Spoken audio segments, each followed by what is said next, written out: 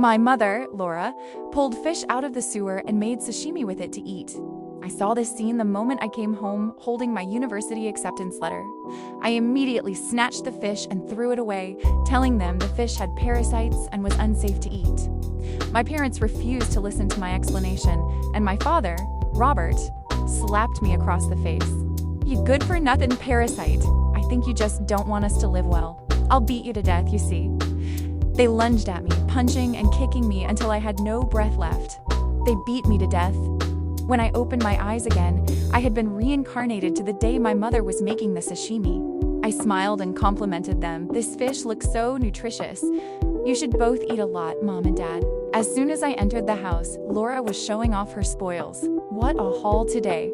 When Mrs. Lee's husband was cleaning the sewer, he found all these fish in there, so I asked her for a few. "Look at this one. I've never seen a fish like this before. It must be some kind of premium species." I glanced into the metal basin and saw the slimy, disgusting fish. Its dark gray skin was covered with a thick, viscous liquid, and the whole house reeked of a fishy stench because of it. Everything was exactly the same as in my previous life.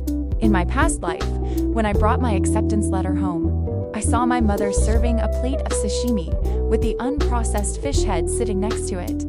I recognized it as an invasive species of catfish. It carried numerous parasites and was completely inedible.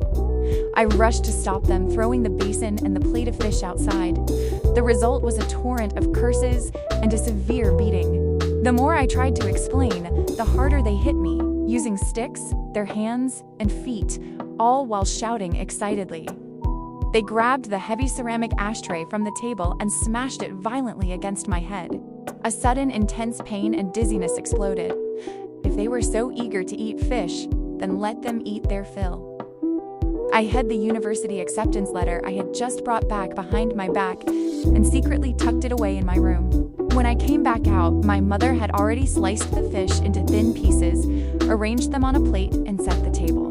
My younger brother Daniel, his eyes gleaming, quickly picked up a piece and put it in his mouth. Before he could chew twice, he frowned slightly. His throat moved up and down, seemingly struggling to swallow. "Mom, why does this taste a little strange? Is this even safe to eat?" It would be strange if it tasted normal. A creature that grew up in the sewer, feeding on garbage and sewage every day. No one would dare eat it even cooked. And now they were eating it raw. Robert tapped Daniel sharply on the head with his chopsticks. "You useless brat. A wild pig doesn't appreciate fine fish. What do you know? This is a premium flavor. Rich people eat it like this. Dip it in some soy sauce and mustard and it'll be delicious." I saw people eating it like this. He remonstrated by picking up a piece of fish, dipping it generously in soy sauce and mustard, putting it in his mouth and then giving a thumbs up while praising it nonstop. Daniel hesitated and followed his father's actions, eating a piece. Laura looked at him expectantly. "How is it? Is it good this time?" Daniel nodded.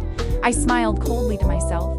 With such heavy seasoning and strong irritants, it would certainly mask some of the smell and taste. Laura immediately beamed and kept piling food onto his plate. Fish nourishes the brain, and eating it raw is even more nutritious. My son must eat a lot. Your final exams are coming up soon. Come home with good grades. You are the only son in this family. You must bring glory to us. I stood silently in the dark corner, but felt lucky. Because of their selfishness, I escaped this fate. I didn't have to eat that disgusting thing. Halfway through the meal, Daniel deliberately smacked his lips loudly in front of me. "Do you want some? If you want some, pick it up off the floor and eat it." He threw a piece of fish onto the floor, a malicious smile on his face. The fish, covered in dust, looked even more revolting. "Oh, why did you give it to her?" "Such a waste," Laura scolded, but her eyes were full of smiles, with no intention of stopping him. I looked at the fish on the floor without reaction, continuing to gnaw on the steamed bun in my hand. Seeing that I didn't pick it up, Laura screamed curses at me. "You useless girl!" I didn't manage to dodge. A shard of glass scratched my forehead, leaving a streak of blood. Daniel made a face at me, his eyes full of glee, and continued to happily eat the fish. Laura picked up the sashimi from the floor, rinsed it under the tap, and put it in her mouth. They ate piece after piece, nonstop, as if it were a delicacy. I forced down the urge to vomit and swallowed the acid rising in my throat. Mom, buy some more of this fish to make sashimi later. I want to bring some to school to make them jealous, Daniel said, his mouth full of food and his words unclear. Laura laughed happily and nodded continuously. Of course. From now on, our family will eat sashimi every day and live a rich life. A midnight scream tore through the silence. I heard the sound of someone sitting up on the floor. My eyes were clear, without a hint of sleepiness. It's time. When I went over, Daniel was rolling around on the bed, clutching his stomach. Laura paced frantically. I put on my worn, faded coat and asked them, Dad, Mom, what's wrong with Daniel? Should I go buy some medicine? My appearance acted like a fuse, instantly igniting all of Robert's frustration and anger.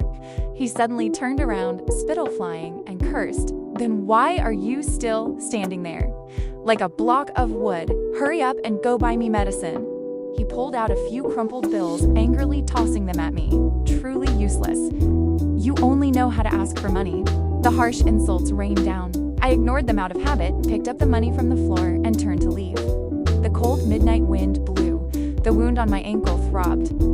I walked unhurriedly towards the 24-hour pharmacy at the end of the alley. I looked at the bright lights inside, but didn't enter.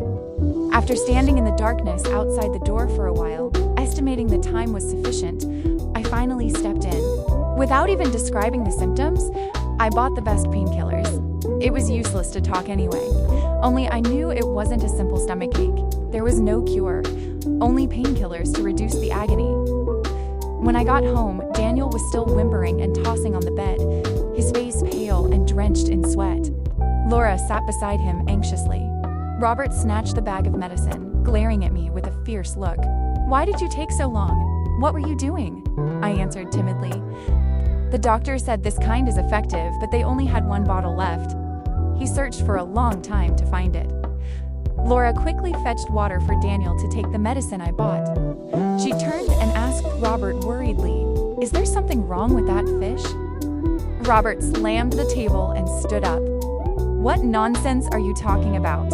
We ate it too, and we're fine, aren't we? He's still young and hasn't eaten cold, raw food before. This is normal, I gently interjected. It's probably not the fish. You both ate it and are fine. Besides, that fish looked very expensive. It couldn't possibly have a problem. There's a stomach flu outbreak outside recently. Daniel probably just caught it cold. He'll be fine after taking the medicine. My parents looked at each other. The tension on their faces clearly eased, and they seemed to agree with what I said. Laura patted my back softly, mumbling, He'll be fine after taking the medicine and sleeping. That was a rare gentleness I had never seen. Since I was born, I have always been hated. When I was born, they saw I was a girl and carried me out, throwing me into the trash. But a passerby quickly found me and brought me back. Realizing they couldn't get rid of me, they started. I bore all the chores, big and small. Being beaten and cursed was a daily occurrence. Compared to a daughter, I was more like a free punching bag. After they beat me to death in the previous life, they simply dumped my body on a deserted hill for wild animals to eat, while they continued to live their happy lives. Therefore, this is also why I don't hold any hope for so-called family affection and only want to live well. Daniel took the painkiller and the pain seemed to lessen slightly. He whimpered and drifted off to sleep. I retreated to my corner. In the darkness, the corner of my mouth curled up slightly. He'll be fine after sleeping? How could that be? This is only the beginning. In less than 2 days, all the fish Mrs. Lee gave them was completely eaten. Laura eagerly took the basin and went out. Not long after, she returned with an angry expression. Seeing the empty basin in her hands, Robert frowned. Didn't you go to ask for fish? Where is it? She angrily plopped down on the chair. That fake Mrs. Lee wouldn't give me any. She said the fish had parasites and was deadly to eat. She went on, but didn't even know how to lie properly. Did she really think I was a 3-year-old child she could fool? I don't believe it. She became more and more furious as she spoke, spitting a glob of saliva onto the floor. The nerve of her. I think those two tasted the sweetness and are deliberately keeping it from us. Fine then. If she won't give us any, we'll sneak out to the sewer and catch our own tonight. At night, my parents secretly crept out, carrying a large metal basin and a flashlight. I slept on the cold floor of the storage room with only a thin, worn cloth beneath me. The storage room had no door, just a tattered curtain, which was just enough for me to clearly see the movement outside. They returned close to dawn. They were covered in mud and dirt, and it took a lot of effort for the two of them to carry in what looked like a significant haul, a large basket of fish with at least a few dozen inside. "We've struck it rich this time," Laura panted, her voice trembling with barely contained excitement. "I never imagined there were so many in that ditch, all foolishly crowding together." Robert was also exhausted. He put down the metal basin and wiped the sweat and mud from his face. "Only the smell is too strong. It's overwhelming." Laura immediately became indignant again. "That Mrs. Lee is truly vicious. She had so many fish, yet she didn't give us any. She wanted to monopolize them. Well, it's fine now. It's fine now. We don't need her anymore. We'll have plenty of fish to eat in the future." They couldn't stop smiling excitedly all night. At breakfast, surprisingly, Laura picked up a few pieces of fish and placed them in my bowl. I froze for a moment. Before I could react, her eyes were like two cold awls boring straight into my face. Her voice held no warmth, only a raw warning. "I'm warning you, you absolutely cannot tell anyone that there are edible fish in the sewer. If I find out you told anyone else, I will skin you alive." She hissed the last few words through gritted teeth. I immediately understood. No wonder she was being so kind today, offering me their precious sashimi. It turned out she wanted me to keep their secret, afraid that if I told others, people would compete with them for the fish. "Don't worry, this kind of fish is only fit for maggots like them to eat. I won't go harming other people." Daniel saw this and immediately cried out in dissatisfaction. "Mom, why are you giving this useless girl any? Does she even deserve to eat it? This should all be mine." He struggled, trying to snatch the fish back. Robert glared at him to stop. "We have so much fish now. We don't lack a few pieces for her." The fish was placed in front of me. The strong, fishy stench made me instinctively recoil. Realizing my reaction was a bit too much, I quickly switched to a docile expression. "Mom, this is so precious. Why don't you and Dad eat it? Good things should be for my parents. I don't deserve it. I just need to eat a steamed bun. Being full is good enough."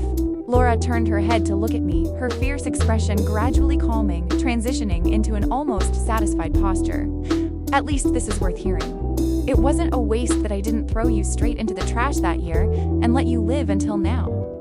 I froze for a moment. Though I was used to it, hearing those words still made me feel uneasy. In the evening, Daniel came home from school and threw his lunchbox straight onto the floor. Fish and rice scattered everywhere.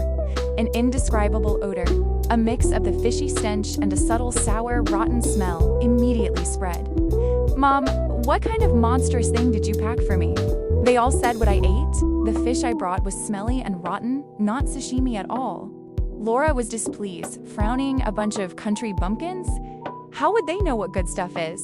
They're just jealous that you get to eat such delicious sashimi every day." I silently went to the corner to get a broom and started cleaning up the mess. "If this isn't sashimi, then what is? Look at your father. After eating this, he has more energy to work."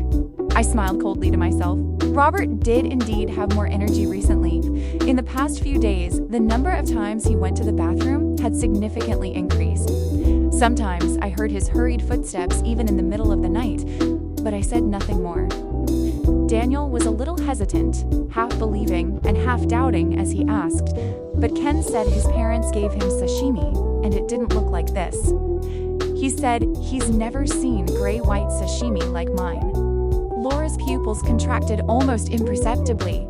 The next second, she spoke in a firm tone, carrying a proud air as if revealing the truth.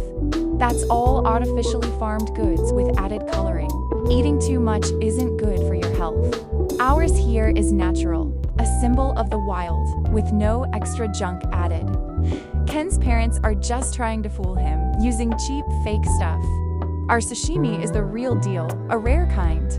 Daniel's face immediately brightened again, filled with a desire to show off. The earlier shame seemed to vanish, replaced by an urgency to prove himself. "Then I want to bring it again tomorrow. I want to show them that our family can eat sashimi every day." Laura grinned widely as if she had won an important victory.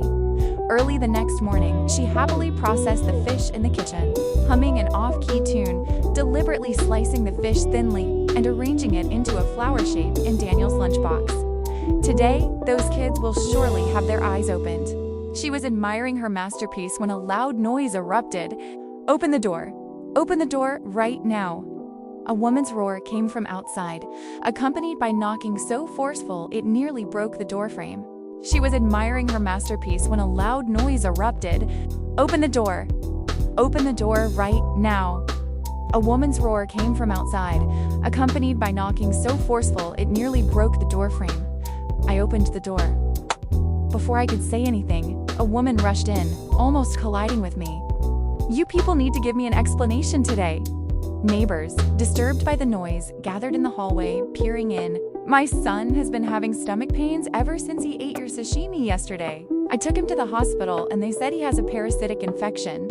She waved the hospital diagnosis report furiously. "The doctor said this only happens from eating unclean, raw food. It must be your fish." I looked at Laura without changing my expression. Daniel, hiding behind her, whispered, "Mom, Ken said my sashimi wasn't like his yesterday." I argued with him and shoved a piece into his mouth. Laura froze for a moment, then instantly exploded like a lit firework. Her voice was several octaves higher than Ken's mother's. "You're lying! My son eats premium, foreign fish. Your son ate something else and got sick, and now you're coming here to blame me?" Ken's mother let out a cold laugh as if she had heard a huge joke, and her voice rose even higher. "You say it's premium, so it is. Who knows which dirty sewer you fished that out of? The doctor already said it. It's from eating unclean raw food. Your fish definitely has a problem." I suppressed a laugh. She was right. That fish really was pulled out of the sewer. Having been hit right on the nail, Laura immediately became enraged. "What evidence do you have to say he got sick from eating our food? Why don't you say you fed your son unclean food? I think you deliberately came here to extort money." She put her hands on her hips and loudly called out to the onlookers, "Everyone, come and judge." Her son snatched the sashimi I packed for my own son, went home and God knows what he ate, got a parasitic infection and stomach pain, and now she runs here demanding an explanation. Her voice was piercing. The onlookers, who didn't know the truth and were led by Laura's narrative, began pointing fingers at Ken's mother. Someone whispered, "That's right. The woman brought food for her own son and her son snatched it. Who can she blame? She probably came here to trick them out of money. How old is she to be doing something so shameless? Maybe she ate something dirty herself and came here to put the blame on others." Encouraged by the crowd, Laura grew even more arrogant. "Families with young children, remember this woman? Keep your children away from hers later. In case something happens to her child one day, you might also get blamed like me." Ken's mother's face flushed with anger, and it took her a while to squeeze out a sentence. "Then tell me, where did you buy this fish? I'll go reason with the seller." Hearing this, Laura's aggressive stance immediately deflated. Her eyes darted around nervously. "Why should I tell you?" Her voice was distinctly weaker. "Your son chose to eat it himself. My son is fine. Only yours had a problem. It has nothing to do with anyone else." After saying this, fearing Ken's mother would continue to press, Laura slammed the door shut, isolating her on the outside. The noise outside persisted. Laura stood rooted in place, her chest heaving violently, her face alternating between red and white. She clearly hadn't recovered her composure. I took a step forward, pretending to comfort her. "Mom, don't worry too much. That woman's son probably ate something else. It has nothing to do with us. You don't need to pay attention to her." She irritably glanced at me. "Do I need you to tell me that? It's certainly not the fish. She's a quarrelsome woman who fed her son garbage herself. What does that have to do with me?" Although she said this, her frightened expression betrayed her. She was restless all afternoon. Only when Robert returned that evening did she tell him the story. Robert shouted loudly, "Nonsense! It's because her child is weak and doesn't deserve to eat such good food. Why would eating it cause sickness? She saw our family's fortunes improving and came here to extort money. I've met plenty of scoundrels like her. If it were as serious as she says, we've eaten so much, we wouldn't be alive right now. Look at us, aren't we still healthy? They just haven't fully erupted yet, like a ticking time bomb waiting for the final moment to explode. A few days later, my parents also started showing mild symptoms, but they attributed it to the changing weather or stomach flu, adamantly refusing to think about the premium sashimi they were so proud of. Daniel's condition was also intermittent. During dinner, the pain in his stomach became unbearable. He cried, saying he didn't want to eat sashimi anymore, only to be scolded by Laura. "This is nutritious. You must eat it. You have to score in the top 10 of your class in the final exams." This was followed by severe vomiting and diarrhea, even throwing up bile. He cried, his muscles ached all over, his joints hurt, and his head throbbed. At first, he only had a mild fever, but soon his temperature soared past 40 degrees. Taking a lot of medicine didn't help. His body temperature continued to rise. "Honey, come quickly and see what's wrong with Daniel." Laura's voice was completely distorted, filled with crying and obvious panic. She kept wiping his forehead and body with a towel. Robert was also unable to cope, clutching his stomach, constantly running in and out of the bathroom, his complexion unusually pale. He said dismissively, "It's just a fever. It's not a big deal. It's probably just a severe stomach flu. If it doesn't get better, we'll take him to the hospital tomorrow." Laura was a little anxious. "Why wait until tomorrow? Drive us now," Robert angrily roared. "Going now is useless. Don't they just prescribe medicine at the hospital anyway? They won't cure it either." He took the thermometer from Daniel and held it up to Laura. "Look, isn't the temperature a few degrees lower than before? There's absolutely nothing wrong. Don't be so dramatic." The number on the thermometer was indeed 0.1 degrees lower than before, but it was still around 40 degrees. Laura leaned closer, squinting, fooling herself into agreement. Yes, it seems a little lower now. It's not as red. Maybe the medicine just started working." Late at night, I was woken up by a commotion. I didn't get up immediately. I waited until my parents' voices became clearer before I slowly walked out of the room. As soon as I entered the room, the sight was nauseating. The room was filled with an indescribable stench.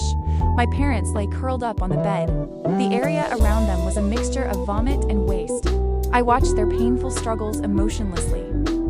Robert saw me enter and cursed weakly. "What are you standing there for, you little tramp? Hurry up and take me to the hospital." Laura had lost consciousness and fainted on one side. Daniel whimpered weakly, blood seeping from the corner of his mouth. I ignored him, took the chair next to the door, and sat down, watching the tragedy they had caused unfold step by step. When the three of them were barely breathing, I finally got up and walked to the door, taking a deep breath of the fresh night air, before calmly picking up the phone and dialing the emergency number. The ambulance arrived quickly, taking them to the hospital. The emergency room light was blindingly red. The clock on the wall moved slowly. I sat alone on the plastic chair in the hallway, smelling the disinfectant, which couldn't completely mask the smell of blood and vomit. The emergency room door opened, and the doctor stepped out with a serious expression. "Who is the patient's family?" I stepped forward and answered, "That's me." His eyes scrutinized me. "What happened? Why did you bring the patients in so late?" His voice was loud, filled with uncontrollable anger.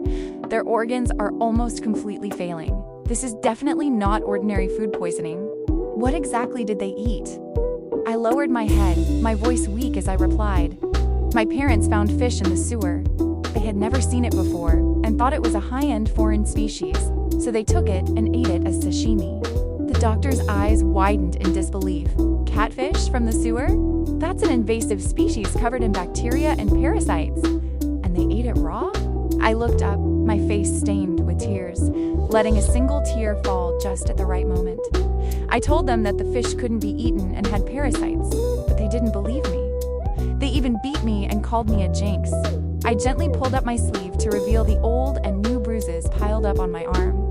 A horrifying sight, along with several scarred wounds. The doctor's complex gaze flashed. His anger seemed to subside, replaced by a reluctant pity. I clutched his sleeve and knelt down on the ground. "Please, doctor, save them. If something happens to them, I won't have a family anymore." The doctor's hand lifted slightly, wanting to help me up. He didn't say anything more, just tiredly shook his head, turned around, and hurried back into the emergency room. After he left, I emotionlessly wiped the tears from my face. I returned to my seat and waited, my heart calm, even carrying a hint of cold mockery. The waiting time was especially long. The lights in the hallway flickered. After an unknown amount of time, the emergency room door opened again. I rushed over. The doctor avoided my gaze, his voice low. The situation is not optimistic. The parasites and toxins in that fish have caused multi-organ failure. We are trying our best to maintain their vital signs. We have done everything we can in this situation. You must accept the worst outcome. I said nothing, my heart already rejoicing. From the moment they swallowed those pieces of sewer mud-covered sashimi, this outcome was destined. I never expected them to survive. They had eaten so much fish. The toxins and parasites had already eaten into their bones. Even a god would find it hard to save them. At this moment, my face instantly drained of color. My lips trembled and large tears began to fall. "Doctor, can I go in? I just want to see them. Please, at least let me say one more thing to them." The doctor looked at me with pity, finally letting out a sigh, as if conceding. He nodded softly. "You can go in to see them." His voice carried a deep sense of powerlessness. "But please be prepared. They are no longer the people you once knew." The room was filled with the rhythmic beeping of machines, wires stretched from the 3 beds to complex equipment. My parents' and Daniel's faces were ashen. Laura's lips trembled slightly. I could still feel her extreme pain. Robert's and Daniel's situations were worse. Their whole bodies occasionally twitched. Medical staff were busy in the distance, giving me a moment of undisturbed farewell. I walked to their bedside and looked at them silently, seeing the last vestiges of their reason struggling in agony. "I told you," my voice was so soft that only I could hear it, "that fish couldn't be eaten. But none of you believed me. Not only did you tear up my university acceptance letter, but you also beat me to death. This is your retribution now." Robert's throat let out a strange wheezing sound, his eyes wide open. The heart rate curve on the monitor suddenly became chaotic, emitting a sharp alarm. Medical staff quickly surrounded him and began resuscitation efforts. I was asked to leave the room. After a night of emergency treatment, they did not survive. At the window at the end of the hospital corridor, the sky outside had already brightened. The morning sun shone on me, warm and radiant. The light from outside the window shone onto my university's acceptance letter, coating it with a layer of golden dust. While cleaning out my so-called home, I found a carefully wrapped passbook in an old wooden box under my parents' bed. Inside was not only their savings, but also the money I had painstakingly earned to prepare for college. I knew they wouldn't pay for my university tuition. I understood that from the beginning, so I started working day and night. But I never expected that on payday, they had already gone to my boss beforehand and taken all the wages I had worked months for. Thinking of this, I clenched the passbook, my fingertips white from the pressure.